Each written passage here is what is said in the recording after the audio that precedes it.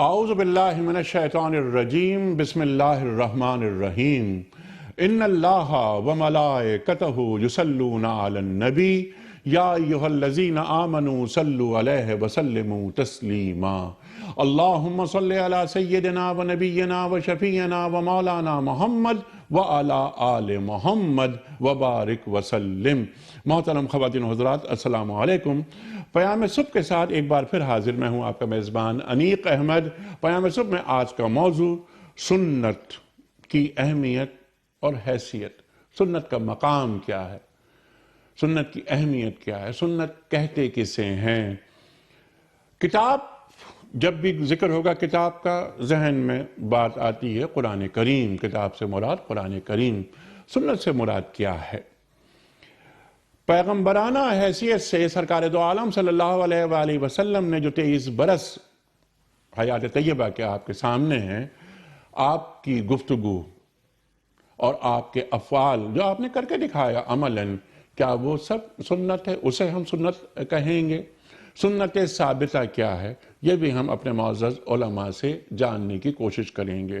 خواتین و حضرات، ایک بات میں بس یہاں پر عرض کرنا چاہوں گا، اور یہ بالالتزام میں عرض کرنا چاہوں گا، وہ یہ کہ آج سوالات اٹھائے جاتے ہیں، عجیب عجیب سوالات آتے ہیں۔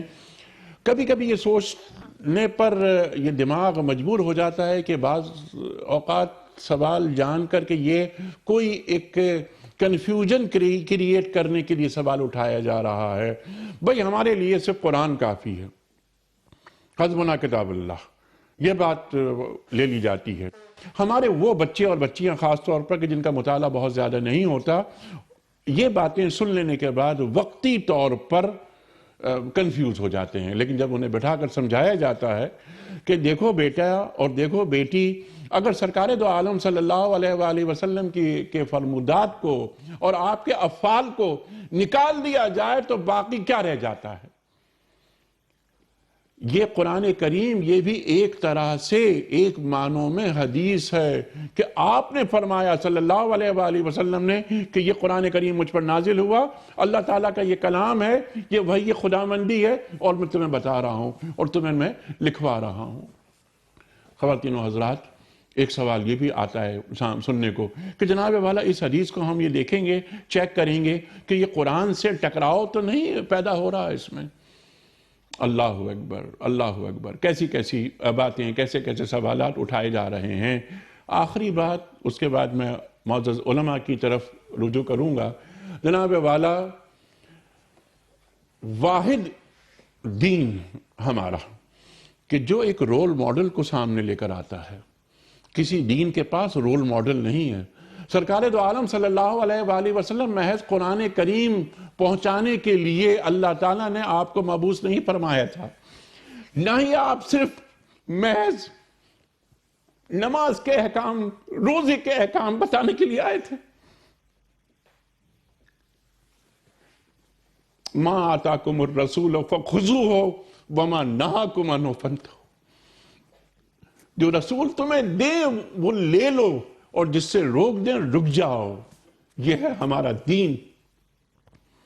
خواتین و حضرات، بات کریں گے یہ سنت کی حیثیت کیا ہے، سنت کا مقام کیا ہے۔ ہمارے معزز علماء ہمیں تعلیم کریں گے۔ کراچی میں تشریف فرما ہے ہمارے ملک کا ایک بہت اہم نام، ہمیشہ آپ سے سیکھا، محترم علامہ سید رضی جعفر صاحب۔ خواتین و حضرات، استاد الاساتذہ جب بھی تشریف لاتے ہیں قرآن کریم سے ہمیں قریب کرتے ہیں اور بہت سے نکات واضح ہو جاتے ہیں آپ سے گفتگو کر کے۔ اور تشریف فرما ہے اسلام آباد میں محترم ڈاکٹر حبیب الرحمن عاصم صاحب۔ ڈاکٹر صاحب، آپ کا بہت شکریہ، آپ تشریف لائے۔ ڈاکٹر صاحب پڑھاتے ہیں انٹرنیشنل اسلامک یونیورسٹی اسلام آباد میں، استاد الاساتذہ ہیں۔ اللہ اکبر، قرآن کریم کی تفسیر آپ بیان فرماتے ہیں، حدیث آپ کا خاص موضوع، تفسیر قرآن، اللہ اکبر، عربی ادب آپ کے خاص موضوعات ہیں۔ دونوں معزز مہمانوں کو خوش آمدید کہتا ہوا پروگرام کا آغاز کروں گا سورہ حشر کی آیت نمبر 7 سے۔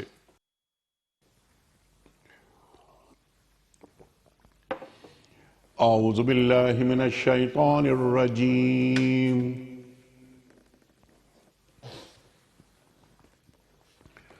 بسم اللہ الرحمن الرحیم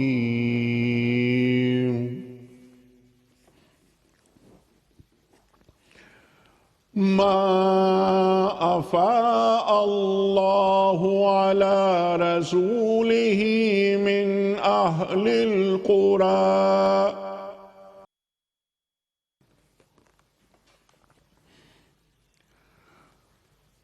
على رسوله من أهل القرى فلله وللرسول ولذي القربى واليتامى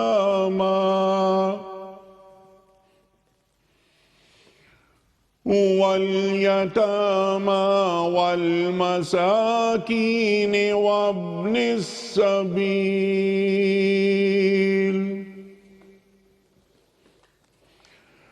كي لا يكون دولة بين الأغنياء منكم وما آتاكم الرسول فخذوه وما نهاكم عنه فانتهوا واتقوا اللہ ان اللہ شدید العقاب صدق اللہ العظیم۔ جو کچھ بھی اللہ بستیوں کے لوگوں سے اپنے رسول صلی اللہ علیہ وآلہ وسلم کی طرف پلٹا دے وہ اللہ اور رسول صلی اللہ علیہ وآلہ وسلم اور رشتہ داروں اور یتامہ اور مساکین اور مسافروں کے لیے ہے تاکہ وہ تمہارے مالداروں ہی کے درمیان گردش نہ کرتا رہے۔ جو کچھ رسول صلی اللہ علیہ وآلہ وسلم تمہیں دیں وہ لے لو اور جس چیز سے وہ تم کو روک دیں اس سے رک جاؤ۔ اللہ سے ڈرو اور اللہ سخت سزا دینے والا ہے۔ صدق اللہ العظیم۔ خواتین و حضرات، محترم ڈاکٹر حبیب الرحمن عاصم صاحب کی خدمت میں پہلا سوال رکھنے سے قبل کل کے پوچھے گئے سوال کا درست جواب اور آج کا سوال آپ کی خدمت میں۔ کل کا سوال یہ تھا کہ حدیبیہ کے مقام پر سرکار دو عالم صلی اللہ علیہ وآلہ وسلم نے بیعت لیتے ہوئے اپنے بائیں ہاتھ کو کس کا دایاں ہاتھ قرار دیا؟ درست جواب حضرت عثمان غنی رضی اللہ تعالی عنہ کے ہاتھ کو۔ آج کا سوال نوٹ فرما لیں۔ سورہ انفال میں کس غزوے کا ذکر ہے؟ غزوہ تبوک کا، غزوہ احزاب کا یا غزوہ بدر کا؟ جو درست جواب آپ سمجھتے ہوں روانہ فرمائیے۔ ہمارے فون نمبرز ہیں 009221343000980۔ ہمارا دوسرا فون نمبر ہے 0092234527009۔ ہمارا ای میل ایڈریس ps@duniatv.tv۔ ہمارا SMS کا نمبر 3031۔ اور خواتین و حضرات، اگر آپ واٹس ایپ کرنا چاہیں اپنا درست جواب یا کوئی سوال تو ضرور روانہ فرمائیے۔ ہمارے فون نمبر، ہمارا واٹس ایپ کا نمبر ہے 009232182500194۔ قبلہ ڈاکٹر صاحب ارشاد فرمائیے، سنت کسے کہتے ہیں، سنت کی تعریف کیا ہے اور مقام کیا ہے، سنت کی اہمیت کیا ہے؟ ارشاد۔ بسم اللہ الرحمن الرحیم۔ دیکھیے انیق بھائی، جو شخص سنت کے بارے میں جاننا چاہتا ہے سب سے پہلے اسے جناب رسول اللہ صلی اللہ علیہ وسلم کی حیثیت اور مقام اور مرتبے کے بارے میں جاننا چاہیے۔ سبحان اللہ، سبحان کہ جس شخص نے اللہ کے رسول کو پہچان لیا، سنت کو پہچاننا بھی آسان ہو جائے گا اور سنت پر عمل کرنا بھی آسان ہو جائے گا۔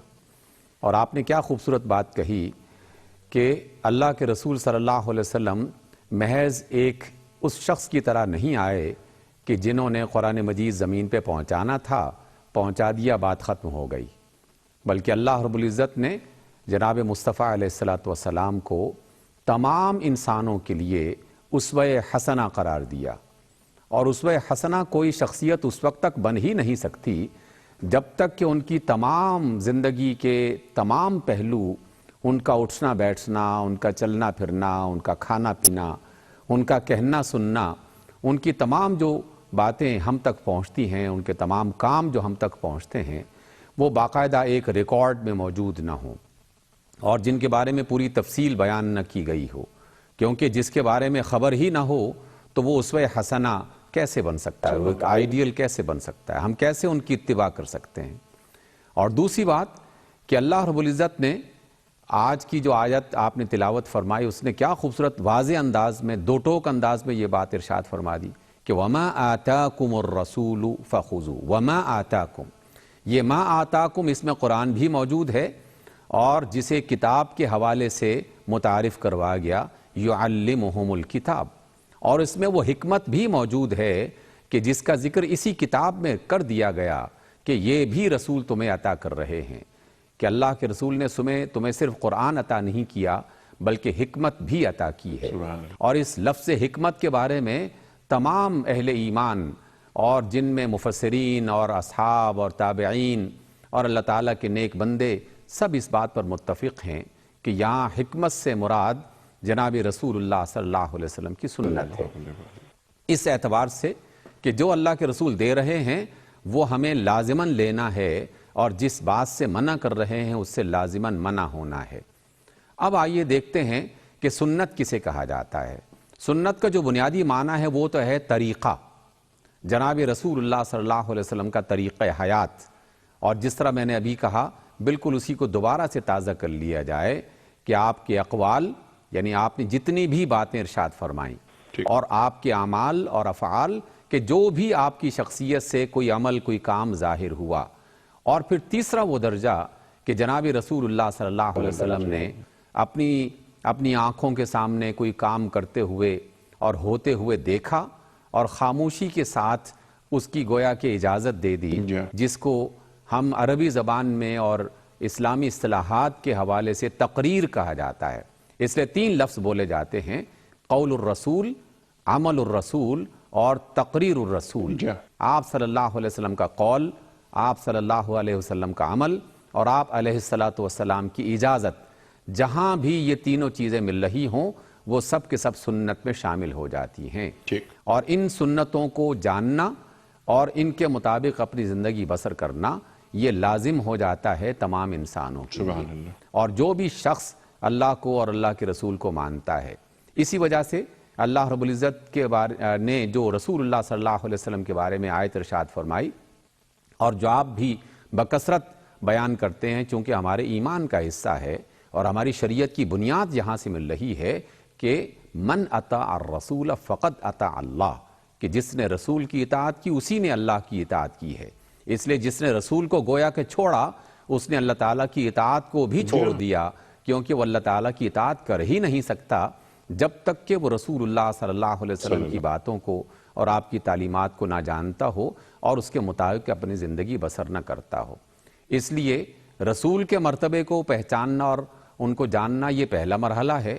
جب وہ جان جائیں تو پھر آپ کے تمام اقوال، آپ کے تمام افعال، آپ کی تمام اجازتیں وہ سب کے سب سنت میں شامل ہو جائیں گے۔ سبحان اللہ۔ اسی بات کو علامہ صاحب آگے بڑھاتے ہیں، بنیادی گفتگو آپ کے افعال، آپ کے اقوال اور آپ کا سکوت جو تقریر کے حوالے سے بات فرما دی، ذرا اس کو مزید کھولیے کہ جناب سنت اور احادیث اس تعلق سے، اور اقرا بسم ربک الذی خلق، خلق الانسان من علق، پہلی وحی آنے کے بعد کے افعال یا آپ کی پوری حیات مبارکہ کے ہر فعل کو، وما ينطق عن الهوى ان هو الا وحی یوحی، اس سے ذرا جوڑتے ہیں اسے ارشاد۔ اعوذ باللہ السمیع العلیم من الشیطان اللعین الرجیم، بسم اللہ الرحمن الرحیم، الحمدللہ رب العالمین والعاقبۃ للمتقین والصلاة والسلام علی سیدنا و نبینا ابی القاسم محمد وآل الطیبین الطاہرین المعصومین، اما بعد۔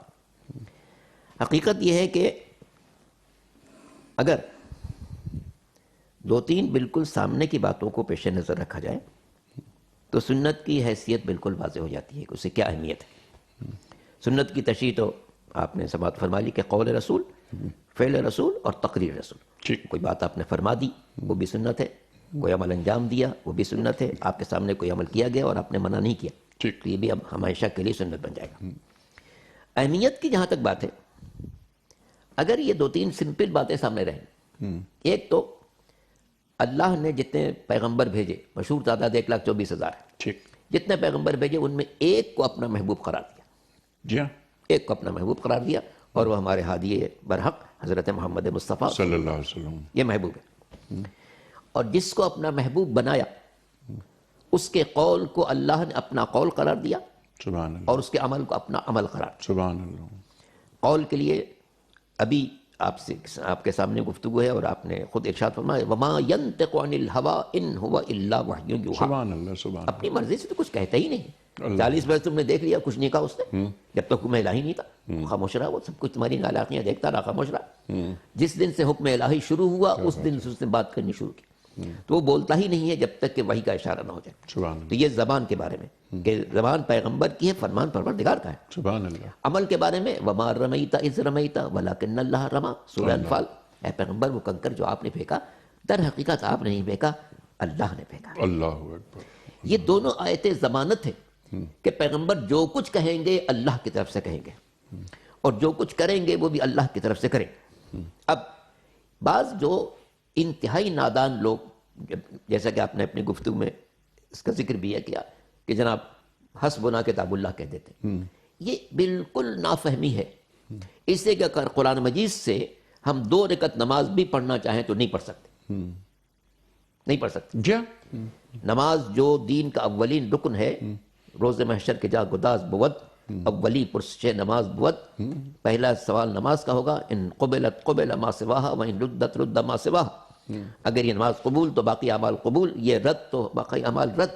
لیکن کوئی انسان بھی بسم اللہ سے لے کے سورہ ناس تک پڑھ جائے، 2 رکعت نماز تلاش کر کے نہیں دے سکتا کہ جناب کیسے شروع کرو نماز، کہاں سے شروع ہوگی، اس میں کیا پڑھنا ہے، رکوع کب کرنا ہے، سجدہ کب کرنا ہے، سجدے سے اٹھ کے کیا پڑھنا ہے اور کھڑے ہو کے کیا پڑھنا ہے، ہرگز نہیں مل سکتا. یعنی سنت کے بغیر قرآن کی اطاعت نہیں ہو سکتی. سنت کے بغیر شریعت کا کوئی قانون انسان اپنے اوپر نافذ کر ہی نہیں سکتا. سبحان اللہ. اب سنت کس کی ہونی چاہیے؟ اللہ نے فرما دیا لقد کان لکم فی رسول اللہ اسوۃ حسنہ. سبحان اللہ. رسول کا اسوہ حسنہ موجود ہے، تم دیکھتے چلے جاؤ، رسول جس طرف چلیں اس طرف چلو، جہاں رک جائیں وہاں رک جاؤ. مسلمان کا شعار یہی ہونا چاہیے کہ ذات ختمی مرتبت کو اپنے لیے میزان قرار دیں. جو بات انہوں نے کہی وہ ہم کہیں، جو انہوں نے نہیں کہی وہ ہم نہیں کہیں. جس سے محبت کی اس سے محبت کریں، جس سے محبت نہیں کی اس سے محبت نہ کریں. جس بات کو اختیار کیا ہم اس کو اختیار کریں، جس قول کو اختیار کیا اس قول کو اختیار کریں، جس عمل کو اختیار کیا اس کا عمل کو اختیار کریں. اپنا آئیڈیل بنائیں سرکار دو عالم کو، جس کا شاعر نے کتنی اچھی بات کہی کہ محمد سے وفا تو نے تو ہم تیرے ہیں، یہ جہاں چیز ہے کیا لوح و قلم تیرے ہیں. سبحان اللہ. تو وفا کا تعلق یہی ہے کہ ہم اپنی زندگی میں سرکار دو عالم کو ایک مکمل آئیڈیل سمجھیں کہ اللہ نے ہماری خوش قسمتی ہے کہ اللہ نے جو اس کا محبوب تھا ہمیں اس کا امتی بنایا، تاکہ ہم اس کے راستے کو دیکھتے چلے جائیں اور سعادت کی راہوں پر چلتے چلے جائیں. تو سنت کا مطلب ہے سرکار دو عالم کی کامل تأسی. جو جتنی تأسی کرے گا اتنی ہی قربت کی منزل پر فائز ہوگا. سرکار کا کلمہ تو لاکھوں نے پڑھا، مگر ان لاکھوں میں جس نے جتنا اتباع کیا اتنا ہی رسول کا مقرب بارگاہ بنا. یہاں رسول کا مقرب بارگاہ ہے، قیامت میں اللہ کا مقرب بارگاہ ہوگا اتباع رسول کی بنیاد پر. سبحان اللہ، سبحان اللہ، سبحان اللہ، سبحان اللہ. بہت ساری باتیں ذہن میں آ رہی ہیں. قل ان کنتم تحبون اللہ فاتبعونی، اللہ کی محبت کے میزان بھی سرکار رسالت میں کی ذات گرامی. سبحان اللہ. اور جوابی طور پہ کیا ہو رہا یحببکم اللہ، ہے؟ یعنی ہم اتباع رسول کریم صلی اللہ علیہ وآلہ وسلم کر کے محبوب خدا بن رہے ہیں. اللہ اکبر. اور جو بات آپ نے فرمائی اقبال کا شعر کہ کی محمد سے وفا تو نے تو ہم تیرے ہیں، یہ جہاں چیز ہے کیا لوح و قلم تیرے ہیں. یہ جہان کیا ہے؟ یہ تاریخ ہے، لوح و قلم تقدیر ہے. تو تقدیر تیری ابس ہے. اقبال پھر یاد آتے ہیں کہ ابس ہے شکوہ تقدیر یزداں، تو خود تقدیر یزداں کیوں نہیں ہے؟ سبحان اللہ. اللہ اکبر. اچھا ڈاکٹر صاحب، اب ذرا میں چاہتا ہوں کہ اس کو ذرا سا اور آگے لے کے جاتے ہیں. آپ نے بالکل، آپ دونوں حضرات نے سنت کے حوالے سے، احادیث کے حوالے سے، آپ کے افعال کے حوالے سے، آپ کے سکوت کے حوالے سے بات فرما دی. بالکل واضح ہو گئی یہ بات. اچھا اب ایک سوال اٹھتا ہے، یعنی یہ سوال میں چاہتا ہوں کہ ہمارے بچے اور بچیاں جو یہ پروگرام دیکھ رہے ہیں ان کو بھی یعنی ان کو ایک اطمینان بخش صورتحال ان کے سامنے ہو. وہ کہتے ہیں کہ جناب والا سنت کا ماخذ کیا ہے، حدیث کا ماخذ کیا ہے. بعض لوگ یعنی ان لوگوں کو کہ جن کا مطالعہ نہیں ہوتا تو ان کو ذرا متاثر کرنا آسان ہو جاتا ہے کہ جناب والا جن احادیث کو آپ جس کا ذکر کر رہے ہیں وہ 250 سال کے بعد تو وہ تحریر میں آئیں، تو آپ کیسے اس کی صداقت پر، اور اس کو ایک ضمنی چیز ہے، وہ ایک قیاسی چیز ہے، نعوذ باللہ نعوذ باللہ. تو اس کا آپ کیا فرمائیں گے اس تعلق سے؟ دیکھیے انیق بھائی، سب سے پہلی بات تو یہ ہے کہ جب ہم یہ کہتے ہیں کہ سنت کا مصدر اور ماخذ کیا ہے، تو سب سے پہلا ماخذ جو ہے نا وہ تو خود قرآن مجید ہے، کیونکہ قرآن مجید کی آیات میں اللہ رب العزت نے جو کام کہے کہ یہ کرو، جناب رسول اللہ صلی اللہ علیہ وسلم سب سے پہلے ان باتوں کو سیکھنے والے، سب سے پہلے ان باتوں کو بیان کرنے والے، اور سب سے پہلے ان باتوں پر عمل کرنے والے ہوا کرتے تھے. اس لیے یہ جملہ جو کہا جاتا ہے بالکل 100% درست ہے کہ نبی محترم صلی اللہ علیہ وسلم ایک چلتا پھرتا قرآن تھے. اور ہم نے ابھی یہ جانا کہ سنت جو ہے وہ آپ کا چلنا پھرنا، آپ کا اٹھنا بیٹھنا، آپ کی پوری زندگی کا بسر کرنے کا انداز، یہ سنت ہے. اور آپ کے اخلاق، آپ کے طور اطوار، وہ سب کے سب عین قرآن تھے. اس لیے سب سے بڑا ماخذ تو قرآن مجید ہے. اور ایسے تمام لوگوں کے لیے ابتدا ہی سے یہ بات سمجھا دینی چاہیے کہ جناب اگر آپ اللہ کے رسول صلی اللہ علیہ وسلم کی اتباع کرنا چاہتے ہیں اور کوئی چیز میسر نہیں ہے تو چلو قرآن ہی سے آغاز کر دو. جو آغاز ہی نہیں کرنا چاہتے وہ انتہا کی باتوں کے بارے میں الجھن میں پڑے ہوئے ہیں. آغاز میں اللہ رب العزت نے ایمان کے حوالے سے، بنیادی اخلاقیات کے حوالے سے، اور اس کے علاوہ مختلف معاملات کے حوالے سے، لین دین کے حوالے سے کتنے کھل کر اور واضح انداز میں باتیں ارشاد فرما دی ہیں. یہ سب کے سب در حقیقت سنت کا ماخذ ہیں. دوسری بات، جناب رسول اللہ صلی اللہ علیہ وسلم کو سب سے پہلا مفسر قرآن قرار دیا گیا ہے خود اللہ تعالیٰ ہی کی طرف سے، کہ اللہ تعالیٰ یہ یبین، تو اللہ تعالیٰ کی آیات بینات ہیں، لیکن جو مبین ہیں یعنی اس کو بیان کرنے والے، اس کی وضاحت کرنے والے، اس کی تفسیر کو لوگوں کے سامنے رکھنے والے، وہ جناب رسول اللہ صلی اللہ علیہ وسلم کی ذات گرامی ہے. اور علامہ صاحب نے بالکل بجا فرمایا، اگرچہ ہے تو یہ بالکل ابتدائی حصہ، لیکن حقیقت یہ ہے کہ جس کی ابتدا ہی وہاں سے ہو رہی ہو اور قرآن کے بغیر، رسول کے بغیر اس پر عمل نہ ہو سکتا ہو، تو زندگی کے باقی سارے معاملات سے پورے ہو سکتے ہیں. اس لیے سب سے پہلا ماخذ تو قرآن مجید ہے. نمبر 2، یہ بات بالکل لا علمی کی بنیاد پر کہی جاتی ہے یا محض اپنے ذاتی کسی بغض یا عناد کی بات پر اس کو کہا جاتا ہے کہ جناب احادیث تو بہت عرصے کے بعد مرتب کی گئیں اور 100 200 250 سال کے بعد اس کو مرتب کیا گیا. جو لوگ اس حقیقت کو جانتے ہیں وہ جانتے ہیں کہ جناب رسول اللہ صلی اللہ علیہ وسلم کی حیات طیبہ ہی میں احادیث کو باقاعدہ لکھنے کا عمل شروع ہو چکا تھا. جناب سیدنا عبداللہ ابن عباس آ کے آپ سے صلی اللہ علیہ وسلم سے شکوہ کرتے ہیں کہ یا رسول اللہ، آپ مختلف باتیں بیان فرماتے ہیں، میں بھول جاتا ہوں، کیا کروں؟ آپ نے فرمایا کہ استعین بیمینک، اے عبداللہ تم اپنے سیدھے ہاتھ سے مدد حاصل کرو، یعنی لکھنے کی اجازت تمہیں دی جا رہی ہے. معاذ ابن جبل کو لکھی ہوئی تحریر باقاعدہ مہیا ہوئی. سیدنا علی ابن ابی طالب کے پاس باقاعدہ ایک احادیث کا مجموعہ ہوا کرتا تھا. عبداللہ ابن عمرو ابن عاص باقاعدہ ان کے پاس احادیث کا لکھا ہوا مجموعہ ہوا کرتا تھا. یعنی جو لکھے ہوئے مجموعے ہیں وہ بھی ایک قابل قدر تعداد میں اور انداز میں پائے جاتے ہیں. مرتب نہیں تھے، ایسا نہیں ہے کہ لکھا نہیں گیا تھا، نہیں، اس ترتیب سے جس میں چیپٹرز، موضوعات، عناوین یہ رکھ کر پھر اس کو باقاعدہ مرتب کیا گیا ہو، یہ عمل یقیناً بعد میں ہوا ہے. لیکن ایسا نہیں ہے کہ احادیث مبارکہ وہ آپ صلی اللہ علیہ وسلم کے وصال کے کوئی 250 سال کے بعد لوگوں نے یاد کرنا شروع کی اور پھر اس کو لکھنا شروع کیا. دوسری بات کہ آپ صلی اللہ علیہ وسلم کے زمانے میں خود قرآن مجید کو جس انداز میں لکھا گیا، تو کیا صرف لکھا ہی گیا؟ کیا سینکڑوں کی تعداد میں اور ہزاروں کی تعداد میں وہ حفاظ کرام نہیں تھے کہ جنہوں نے قرآن مجید کے ایک ایک لفظ کو، ایک ایک حرف کو اور ایک ایک زبر زیر کو محفوظ کیا؟ جس طرح یہ اصحاب رسول قرآن مجید سے محبت کرتے تھے، جناب رسول اللہ صلی اللہ علیہ وسلم سے اسی قدر محبت کرتے تھے. اس وجہ سے آپ کی ایک ایک حرکت، آپ کے ایک ایک انداز، آپ کی ایک ایک ادا کو اصحاب رسول نے محفوظ کیا تھا. اور ایسا بھی نہیں تھا کہ کسی صحابی نے کہہ دیا کہ بس اللہ کے رسول نے یہ فرمایا تھا. کسی صحابی کی زبان سے یہ لفظ نکلا تو 20 لوگ ایسے ہوا کرتے تھے جو اس سے پوچھتے تھے کہ جناب دلیل فراہم کرو، گواہ لے کے آؤ، کب کہا تھا، کس کے سامنے کہا تھا، کس موقع پر فرمایا گیا تھا، تاکہ یہ یقین ہو جائے کہ کوئی شخص ایسا نہ آ جائے کہ جو اس طرح کی بات کہہ کر اسے آپ صلی اللہ علیہ وسلم کی طرف منسوب کر دے. اور تیسری بات اس میں یہ بھی جان لینی چاہیے کہ اصحاب رسول سے زیادہ اللہ اور اس کے رسول سے محبت کرنے والا کون ہو سکتا ہے کہ جنہیں اللہ کے رسول نے خود یہ بات سنا دی اور سکھا دی کہ دیکھ لو کہ جس نے جان بوجھ کر میری نسبت سے، میرے حوالے سے کوئی جھوٹ گھڑا وہ اپنا ٹھکانہ جہنم میں بنا لے. اور کون ایسا صاحب شعور اور ایماندار آدمی ہو سکتا ہے کہ جو جان بوجھ کر جہنم کو اپنے لیے پسند کر لے.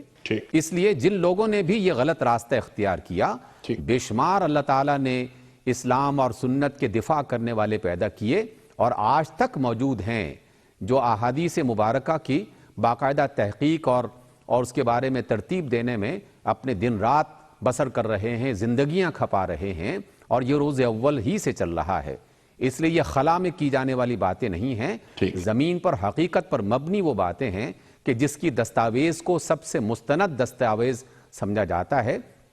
البتہ اس کے پہچاننے اور اس کے جاننے اور اس کے تفسیر کے انداز مختلف ہیں، اس کے بارے میں بات یقیناً ہو سکتی ہے. سبحان اللہ، سبحان اللہ. اور اس کے ساتھ ساتھ یہ کہ سرکار دو عالم صلی اللہ علیہ وآلہ وسلم نے جو سوسائٹی تعمیر کر کے دکھا دی، وہ معاشرت، وہ ریاست، وہ آئلی قوانین، تسلسل کے ساتھ آج تک اس کا سلسلہ جاری ہے. ایسا نہیں کہ بیچ میں گیپ آ گیا ہو. ایک بات یہ. دوسری چیز یہ میں چاہ رہا ہوں کہ ذرا اس پر بھی آپ گفتگو فرمائیے گا. اور اگلی بات علامہ صاحب یہ کہ خوشبو لگانا سنت، مسواک کرنا سنت، یقیناً یہ بڑی اہم سنتیں ہیں اور سنتیں بہت ساری. لیکن میں یہ چاہتا ہوں کہ آپ دونوں حضرات ذرا بات فرمائیں کہ جیسے آپ نے اسوہ کے حوالے سے بات فرمائی تھی، لَقَدْ كَانَ لَكُمْ فِي رَسُولِ اللَّهِ أُسْوَةٌ حَسَنَةٌ. سنت اور اسوہ کیا دونوں ہم معنی الفاظ ہیں؟ اور ایک سنت تو آپ کی طائف کی گلیاں بھی ہیں، ایک سنت احد میں آپ کے دندان مبارک شہید بھی ہو رہے ہیں. تو وہ خوشبو لگائیں، ہم ضرور لگائیں، مسواک ہم ضرور کریں، لیکن بہت سارے کام اور بھی آپ صلی اللہ علیہ وسلم نے کر کے دکھا دیے. کیا انہیں ہم سنت میں شمار کرتے ہیں یا کر سکتے ہیں؟ حقیقت یہ ہے کہ ہم لوگ چونکہ سہولت پسند ہیں، اس لیے ان کاموں کی طرف نہیں بڑھتے جس میں کچھ زحمتیں ہوں. طائف کا واقعہ ہو یا جنگ احد میں حضور کا زخمی ہونا ہو یا دوسرے مقامات ہو، یہ ہمیں سکھاتے ہیں کہ دین کی خاطر ہر سختی برداشت کرو. سبحان اللہ. اگر اللہ کا محبوب اتنی سختیاں برداشت کر سکتا ہے تاکہ دین خدا پھیلے، تو تم کیوں نہیں برداشت کر سکتے؟ تم اس سے زیادہ قیمتی انسان ہو. تو حقیقت یہ ہے کہ ہم لوگ سہل انگیز ہیں، سہولت پسند ہیں، اور اسی کے نتیجے میں بہت سی مشکلات کا شکار ہیں. سرکار دو عالم صلی اللہ علیہ وسلم کی احادیث، آپ کے فرامین نسلاً بعد نسل آگے بڑھتے رہے ہیں. کسی شک و شبہ کے بغیر یہ بات کہی جا سکتی ہے کہ اللہ نے اپنے دین کو محفوظ ہاتھوں میں دیا، اور سرکار نے دنیا سے جانے سے پہلے وہ تمام باتیں کہ جو بنی نوع انسان کے لیے ضروری ہو سکتی تھیں سب واضح کر دی. اسی کو لوگوں نے محفوظ کیا. ٹھیک ہے، احادیث کے مجموعے بعد میں مرتب ہوئے، لیکن یہ وہی ہے کہ جو سرکار نے فرمائے تھے. ہاں، الحاقی باتوں کے لیے کہ بھئی بعد میں بہت سی باتیں الحاقی ہو گئیں، الحاقی باتوں کے لیے ایک قانون بنایا گیا، علم رجال، جس میں پرکھا جاتا ہے کہ کون سا راوی قابل اعتبار ہے، کون سا قابل اعتبار نہیں ہے. ہم مثالاً دیکھتے ہیں کہ جناب محمد ابن اسماعیل بخاری، جن کی کتاب بخاری شریف انتہائی معتبر کتاب، اصح الکتب بعد کتاب اللہ، ان کے سامنے تقریباً 6 لاکھ احادیث تھیں. ان میں سے انہوں نے تقریباً 4000 احادیث کا انتخاب کیا. یعنی باقی 5 لاکھ سے زیادہ احادیث کو انہوں نے چھوڑ دیا. کیوں؟ اس لیے کہ ان کو یہی سب سے معتبر نظر آ رہی تھی. جی ہاں. یہی معتبر نظر آ رہی تھی. اسی طرح یہ دوسرے محدثین ہیں جنہوں نے اپنی کتاب مرتب کی ہیں. تو اس سے اندازہ یہ ہوتا ہے کہ ہر دور کے صاحبان دانش نے اپنی بصیرت کو استعمال کیا ہے کہ کون سی احادیث واقعاً پیغمبر نے فرمائی ہوں گی. جی. چنانچہ ایک میزان یہ بھی ہے کہ حضور نے ارشاد فرمایا کہ تم تک بہت سی باتیں پہنچیں گی اور میرے بعد بہت سے وضاعین آئیں گے, باتیں کرنے والے آئیں گے.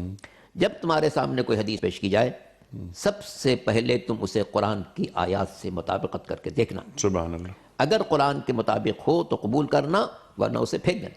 ٹھیک. اس سے کہ ما خالف کتاب اللہ فهو زخرف. اگر اللہ کی کتاب کے خلاف کوئی بات ہے تو وہ لغو ہے, اس سے کوئی حیثیت نہیں. تو اس لیے دین خدا جس کی حفاظت سرکار ختمی مرتبہ صلی اللہ علیہ وسلم کی ذات اور وہ اشخاص جنہیں پیغمبر نے دین کا ذمہ دار قرار دیا. قدرت کا وعدہ بھی ہے قرآن کے بارے میں, تو قدرت کا واضح وعدہ ہے کہ انا نحن نزلنا الذکر وانا لہ لحافظون. جی. ہم نے ہی ذکر نازل کیا ہے, ہم ہی اس کی حفاظت کرنے والے ہیں. جس طریقے سے اس نے ذکر کو نازل کیا قرآن کو, وہی حفاظت کرنے والا ہے. شریعت مقدسہ بھی قیامت تک اسی طرح سے محفوظ رہے گی. سبحان اللہ. قوم یہود نے دین کو تبدیل کیا, نصارہ نے دین کو تبدیل کیا, باقی ماضی کے اقوام نے دین کو تبدیل کیا, لیکن سرکار دو عالم کا دین, لایا ہوا دین قیامت تک محفوظ رہے گا. اس لیے کہ اللہ نے اپنے رسول کو جو دین بھیجا ہے وہ قیامت تک باقی رہنے والا. ٹھیک. یہ خاتم النبیین ہے, ان کے بعد کوئی نبی آنے والا نہیں ہے. اگر کسی نبی کے آنے کی گنجائش ہوتی تو یہ امکان تھا کہ یہ جو باتیں آج بدل گئیں وہ آنے والا ان کی اصلاح کر دے گا. لیکن جو سورہ احزاب کی آیت ہے کہ یہ آخری نبی ہے, اس کے بعد کوئی نبی آنے والا نہیں. جب کوئی نبی آنے والا نہیں ہے تو خود یہ اس بات کی علامت ہے کہ اللہ اس نبی کے دین کی حفاظت قیامت تک کرے گا, تاکہ کوئی ایسی ذات نہ آنے کی ضرورت ہو جو اس میں کوئی تبدیلی ہو اور اس کی اصلاح کرے. ٹھیک.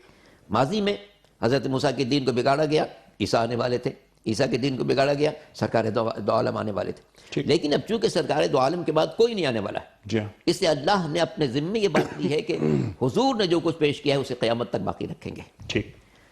اب ہماری ذمہ داری رسول کے احکام کو سامنے رکھ کر اپنی زندگی کے مسائل کو حل کرنا. ٹھیک ہے. یہ کتنی اہم بات کہ رسول کے احکام کو صلی اللہ علیہ وآلہ وسلم پیش نظر رکھ کر اپنی زندگیوں کی اصلاح کرنا, تزکیہ کرنا اور اسے قائم کرنا. جیسا کہ اللہ صاحب آپ ہی فرمائیے. اچھا, اقبال کے ذکر مصطفیٰ برساں خیش دی ہم اوس, کیا جملہ کہا ہے.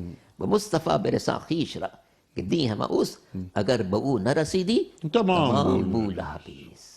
اس لیے ہر مسلمان کا فرض ہے ٹھیک اپنی زندگی میں اس بات کو پیش نظر رکھے کہ سرکار دو عالم کیا چاہتے ہیں. سبحان میں ان اللہ. کا کلمہ پڑھتا ہوں, لا الہ الا اللہ محمد رسول اللہ کہتا ہوں کہ اللہ کا پیغام لانے والے.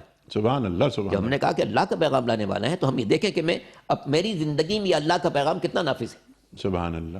یہ بات اگر ہو جاتی تو سرکار دو عالم کے اس فرمان پر اگر عمل ہو جاتا کہ المسلم من سلم الناس من یدہ ولسانہ. سبحان اللہ. سبحان اللہ. مسلمان تو وہ ہے جس کے ہاتھ اور زبان سے دنیا کا ہر انسان محفوظ ہے. سبحان اللہ. سبحان ہر اللہ. انسان محفوظ ہے. لیکن آج کتنی تکلیف دہ بات ہے کہ مسلمان کے ہاتھ سے خود مسلمان محفوظ نہیں. سبحان اللہ.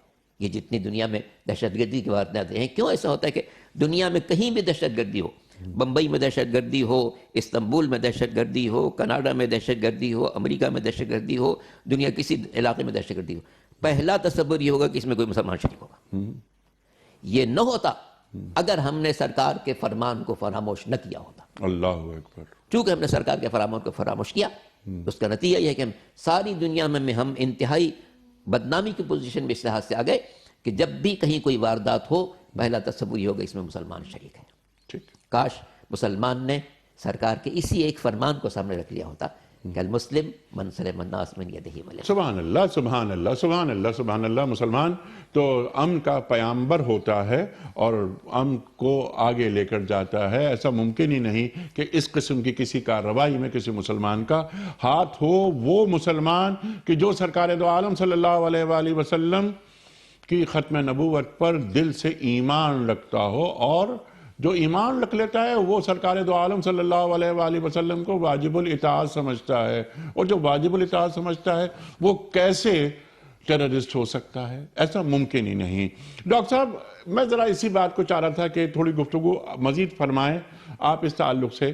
میں نے ایک سوال یہ رکھا تھا کہ سنت کے حوالے سے ہمارے معاشرے میں بہت سے تصورات پھیلے ہوئے ہیں، اور بالکل درست پھیلے ہوئے ہیں، کہ سرکار دو عالم صلی اللہ علیہ وآلہ وسلم خوشبو پسند فرماتے تھے، یقیناً آپ خوشبو پسند فرماتے تھے، آپ مسواک کو پسند فرماتے تھے، یقیناً آپ مسواک پسند فرماتے تھے، آپ کا عمل۔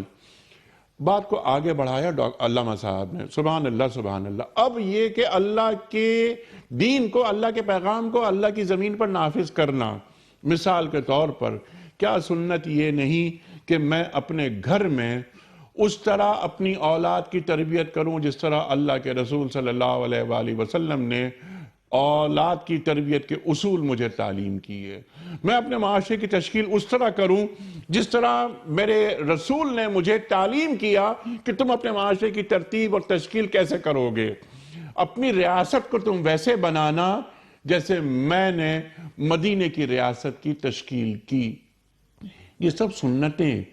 پھر میں نے طائف کا ایک ذکر کیا تھا، ڈاکٹر صاحب فرمائیے آپ، ڈاکٹر صاحب یہ بھی آپ فرمائیے کہ میں نے احد کا بھی ذکر کیا تھا۔ یہ سب سنتیں ہیں نا؟ اور جس طرح علامہ صاحب نے بات فرمائی کہ ہم نے دین کو بڑا آسان میٹھا میٹھا لے لیا ہے، اپنی معمولی دنیا بھی دین کی خاطر ہم قربان کرنے پہ آمادہ نہیں ہیں، اور پھر ہم بات کرتے ہیں کہ ہم امتی ہیں سرکار دو عالم صلی اللہ علیہ وآلہ وسلم کے، اور ہماری شفاعت آپ کروائیں گے۔ ارشاد۔ انیق بھائی، سب سے پہلے تو اللہ تعالیٰ آپ کو اس درد اور محبت کی بنا پر جو آپ کے دل میں موجود ہے اور جو آپ کے لہجے اور لفظوں میں سے ظاہر ہو رہا ہے، اپنی بارگاہ میں قبول فرمائے، اور ہمیں سب اس درد کا جو ہے وہ حصہ دار بنا دے، کیونکہ اسی کی بنیاد پر دنیا اور آخرت میں کامیابی کی کوئی صورت ہو سکتی ہے۔ دوسری بات یہ کہ جب بھی ہم جناب رسول اللہ صلی اللہ علیہ وسلم کی سنت کے بارے میں جاننے کی کوشش کریں تو اس کے بغیر یہ بات مکمل نہیں ہوگی کہ جس طرح اللہ تعالیٰ کے احکام میں کچھ چیزوں کو فرض اور واجب قرار دیا گیا، اور کچھ چیزوں میں رخصت عطا کی گئی، سہولت عطا کی گئی، آسانی عطا کی گئی، اس کی خوبیاں بتا کے اس کے فوائد کا ذکر کر کے انہیں نوافل کے درجے میں رکھا گیا، اس کو بھی اسی انداز میں لازماً جاننا چاہیے کہ جناب رسول اللہ صلی اللہ علیہ وسلم کی زندگی میں جو بھی اقوال، جو بھی اعمال، جو بھی آپ کے کردار اور باتیں ہیں، ان میں سے ایک بہت بڑی تعداد ایسی ہے جو فرض اور واجب کے درجے میں ہے، اور بدقسمتی ہماری یہ کہ ہم اس فرض اور واجب کو نظر انداز کیے ہوئے ہیں، اور کچھ باتیں ایسی ہیں کہ جن کا تعلق نفل اور پسند کے حوالے سے ہے، جس کو کرنے کا فائدہ ہے اور جس کی طرف رغبت دلائی گئی ہے، اس کے بارے میں الجھتے رہتے ہیں۔ خوشبو لگانا یہ ان نوافل میں سے ہے جو جناب رسول اللہ صلی اللہ علیہ وسلم کو پسند تھی، اور ہر ایک انسان کو پسند ہونا چاہیے، لیکن اگر کسی بندے کو خوشبو میسر نہ آئے تو کیا ہم سنت کا مخالف سمجھیں گے اسے؟ جناب رسول اللہ صلی اللہ علیہ وسلم کو میٹھا پسند تھا، یہ اس سنت میں سے ہے کہ جو آپ صلی اللہ علیہ وسلم کی پسندیدہ چیزوں میں شمار ہوتی تھی، لیکن اگر کسی کو میٹھا کھانا میسر نہ آئے، اور اب تو نمکین بھی کھانا جو ہے وہ بہت سارے انسانوں کو میسر نہیں آ رہا، تو کیا ہم اسے مخالف سنت قرار دیں گے؟ نہیں، یہ وہ سنتیں ہیں کہ یقیناً جن کے بارے میں ایک اچھا تصور، ایک اچھا احساس دل میں ہونا چاہیے، اور جب کبھی موقع ملے ان کو پورا کرنے کا تو ضرور پورا کرنا چاہیے۔ لیکن وہ سنتیں جو فرض اور واجب میں شامل ہیں انہیں نظر انداز کر دیا جائے۔ آپ نے تو بہت بڑی عظیم الشان مثالیں دے دیں کہ غزوہ احد کی اور طائف کے میدان کی، کہ جس میں انسان جان قربان کر رہا ہے اور اپنے خاندان کے لوگوں کو اور اپنے اصحاب کو پیش کر رہا ہے، ان کی عزت، ان کے مال، ان کی جانیں، سب کچھ اللہ کی راہ میں قربان ہو رہی ہیں۔ ہم تو ان فرائض کو اور واجبات کو پورا کرنے کے لیے تیار نہیں ہیں کہ جو ہمارے روزمرہ کے لین دین میں اللہ کے رسول صلی اللہ علیہ وسلم نے ہمارے لیے لازمی قرار دیے ہیں۔ کیا اللہ نے اور اس کے رسول نے یہ نہیں فرمایا کہ تم جب بھی کوئی کاروبار کرو تو اس کو لکھ لیا کرو؟ کیا اللہ کے رسول نے یہ نہیں فرمایا کہ اس میں بددیانتی مت کرو، جھوٹ مت بولو، اس میں چیٹنگ مت کرو. کہ اللہ کے رسول نے یہ نہیں فرمایا کہ جب بھی کوئی لین دین کرو تو وہ بالکل واضح ہونا چاہیے؟ یہ تمام باتیں صرف لین دین کے حوالے سے، رشتے ناطے کے حوالے سے، میراث کے حوالے سے. اور آپ نے ایک اور بڑی مثال کہ دنیا میں جس زمین میں ہم جی رہے ہیں، جو اللہ نے ہمیں زندگی دے رکھی ہے ایک امانت کے طور پر، اس زندگی کو اللہ کے دین کو غالب کرنے کے لیے صرف کیا جائے. یہ وہ فرائض اور واجبات میں سے ہیں جس کا حکم اللہ نے بھی دیا اور جس پر عمل جناب رسول اللہ صلی اللہ علیہ وسلم نے کیا. اور اس میں تو آپ کا فعل بھی شامل ہے، اور اس کے اندر آپ صلی اللہ علیہ وسلم کی سنت کی تمام شکلیں اس کے اندر موجود ہیں. اس لیے ہمیں سب سے پہلے میں سمجھتا ہوں یہ جاننا چاہیے کہ آپ علیہ الصلوۃ والسلام کی وہ سنتیں کہ جو لازم ہیں ہر ایک ایماندار کے لیے، ہر ایک مومن کے لیے، کہ جس کے بغیر اس کا ایمان ہی مشکوک ہو جائے گا اور جس پر عمل کیے بغیر اس کی زندگی اجیرن اور آخرت میں عذاب اس کے لیے لکھ دیا جائے گا، ان سنتوں کو ضرور جاننا چاہیے اور اس پر عمل کرنا آج ہی سے شروع کر دینا چاہیے. آپ نے بعض میں سے اشارہ کیا، بچوں کی تربیت یہ کوئی نفلی عبادت نہیں ہے، یہ واجب اور فرض میں شامل ہے. قیامت کے روز پوچھا جائے گا. خطبہ حجۃ الوداع کے موقع پر آپ علیہ السلام کا یہ فرمان کہ لوگوں اپنی عورتوں کے بارے میں احتیاط کرو، کیونکہ قیامت کے روز اللہ تعالیٰ کے سامنے اس کے بارے میں پوچھا جائے گا. اللہ تعالیٰ پوچھیں گے کہ عورتوں کے ساتھ تمہارا معاملہ کیسا تھا، ان کے ساتھ حسن سلوک کیا کہ نہیں کیا؟ کیا حسن سلوک کرنا کہ یہ اللہ تعالیٰ کے رسول کی سنت نہیں تھی؟ آج ہم اپنے گھروں میں دیکھتے ہیں کہ کوئی شخص اپنے گھر میں اپنے گھر والوں کے ساتھ، اہلیہ کے ساتھ مل کر کوئی کام کر رہا ہو تو معاشرے میں اس کو برا سمجھا جاتا ہے، اس کے لیے مختلف قسم کے جملے کسے جاتے ہیں. کیا یہ سنت نہیں تھی؟ سیدہ عائشہ سے پوچھا گیا کہ اللہ کے رسول گھر میں کیسے زندگی بسر کرتے تھے؟ آپ فرماتی ہیں کہ جب تک گھر میں رہتے تھے گھر کے کاموں میں مصروف رہا کرتے تھے. تو یہ بھی تو سنت ہے. آپ علیہ السلام کی وہ تمام سنتیں جس سے ہماری زندگی صاف ستھری، بہترین اور اللہ تعالیٰ کی اطاعت میں گزرنے والی ہو، وہ سنتیں ہمیں یاد نہیں ہیں. لیکن جن سنتوں کے بارے میں آپ صلی اللہ علیہ وسلم نے وہاں کے رسم و رواج کو، وہاں کی عادات کو، وہاں کے موسموں کو بنیاد بنا کر اسے اختیار کیا، ان کے بارے میں ہم لوگ زیادہ پریشان ہو جاتے ہیں کہ پگڑی کا سائز کیا تھا، اس کا رنگ کیا تھا، اور اس کے باندھنے کا طریقہ کیا تھا، مسواک کی لمبائی کتنی تھی، خوشبو کون سی پسند تھی نہیں پسند تھی. یہ سب چیزیں یقیناً جاننی چاہیے، لیکن اپنے مقام اور اپنے محل کے اعتبار سے ان کی اہمیت کو سمجھنا چاہیے. جو سب سے زیادہ اہم ہے وہی سب سے زیادہ اہم ہے. سبحان اللہ سبحان اللہ. ڈاکٹر صاحب نے بہت ساری باتیں بیان فرمائی، لیکن ایک جملہ مجھے بار بار مجھے پریشان کر رہا ہے، اور کتنا اہم جملہ ڈاکٹر صاحب نے عطا فرمایا کہ بعض سنتیں وہ ان کا مقام اتنا بلند ہے کہ وہ واجب اور فرائض کے درجے میں آ جاتی ہیں. اللہ اکبر اللہ جیسے اکبر. تہجد ہے، جیسے تہجد تہجد ہے اقامت دین، اس کے ساتھ ساتھ کہ اقامت دین. یا ایھا رسول بلغ ما انزل الیک من ربک، وَإِن قرآن لَمْ تَفْعَلْ فَمَا بَلَّغْتَ رِسَالَتَهُ. اللہ، اگر آپ نے ایسا یہ نہیں کی، پہنچایا، یہ بات نہیں پہنچائی تو گویا کار رسالت انجام ہی نہیں دیا. اللہ واللہ یعصمک من الناس، اور اللہ آپ کو بچائے گا. یہ آیت ہر مسلمان کے لیے ایک ضمانت ہے کہ دین کا کوئی حکم پہنچانے میں ڈرو نہیں، اللہ بچانے والا ہے. سبحان اللہ سبحان اللہ. یہ ہے وہ سنت کا پہلو کہ اقامت دین. اور اس کو جوڑ لیتے ہیں علامہ صاحب اس آیت سے کہ جو 3 مرتبہ قرآن کریم میں آئی ہے کہ هو الذی ارسل رسولہ بالہدی ودین الحق لیظہرہ علی الدین کلہ. اللہ اکبر اللہ اکبر. اور جو کیا خوبصورت بات آپ نے فرمائی کہ واللہ یعصمک من الناس، جو دین کے اقامت کے لیے نکلتا ہے گھر سے، اللہ اسے حفاظت کرے، اللہ اس کی حفاظت کرتا ہے. ڈرنا نہیں چاہیے، اللہ اکبر. ڈرنا نہیں چاہیے، ڈرنا نہیں چاہیے. کلمہ حق لازماً کہنا چاہیے. سبحان اللہ سبحان اللہ سبحان اللہ سبحان اللہ. اور جب بندہ اللہ کے کام میں لگ جاتا ہے تو اللہ بندے کے کام میں لگ جاتا ہے.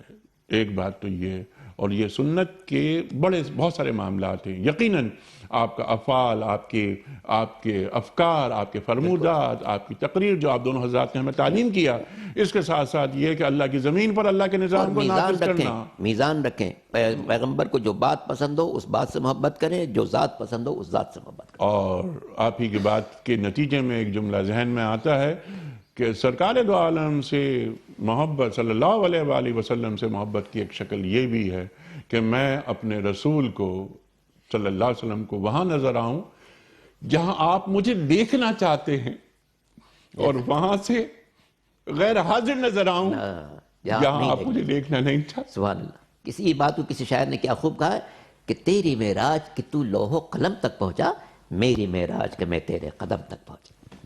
علامہ صاحب سبحان اللہ سبحان اللہ، اللہ آپ کو اچھا رکھے۔ ڈاکٹر صاحب سبحان اللہ، کیا گفتگو آپ دونوں حضرات نے عطا فرمائی ہے۔